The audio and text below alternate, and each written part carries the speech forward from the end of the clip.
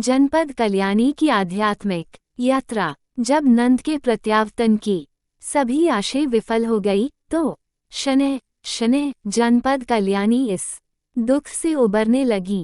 थोड़े समय बाद उन्हें लगा कि उनका संपूर्ण जीवन व्यर्थ और उद्देश्यहीन हो चुका है, सो उन्होंने संघ में शरण लेने का विचार बनाया। प्रजापति के निर्देशन में उन्होंने सांसारिक जीवन का परित्याग कर दिया और संघ में शरण ले ली। तब तक बुद्ध ने संघ में भिक्षुणियों के प्रवेश की अनुमति दे दी थी। यद्यपि उन्होंने संसार त्याग कर दिया था, पर अपने शरीर के प्रति उनका मोह कम नहीं हुआ था।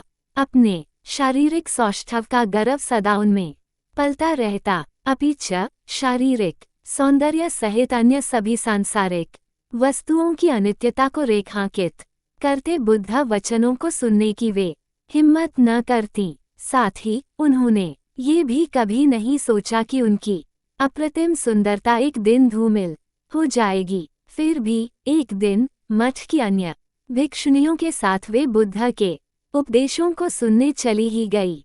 बुद्ध ने उनका मन पढ़ लिया था, अतः उन्होंने एक अति लावण्यमयी आकृति का निर्माण किया जो उनके सम्मुख उस दिन प्रवचन के समय चंवर डुलाती रही। उपदेश के दौरान भी जनपद कल्याणी अपने लावण्य के प्रति काफी सजग रहीं और इसी विषय में सोचती रहीं। पर जैसे जैसे बुद्ध का उपदेश आगे बढ़ा, उन्होंने अपने को तेजी से बूढ़ा होते पाया और वे वृद्धत्व की चरम सीमा तक पहुंच गई। उनकी त्वचा पर झुर्रियां पड़ गई, बाल सफेद हो गए, स्तन लटक गए और अचानक लोगों की अब तक लोलुप आंखों के भाव बदल गए। फिर उन्होंने स्वयं को मृत देखा और देखा कि उनका शरीर मात्र एक मलरपिंड है। इस दृश्य ने उन्हें आध्यात्मिक रूप से उन्नत किया और वो एक सोत्पन्न बन गई। बाद में बुद्ध के कायविच्छिन्दिक सुक्त शरीर के